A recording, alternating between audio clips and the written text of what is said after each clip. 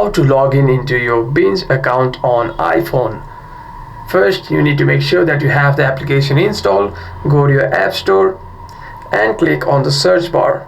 Here you want to type in Binge and click on search.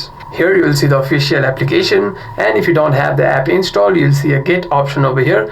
Tap on it to download the application. I already have the app installed, so we're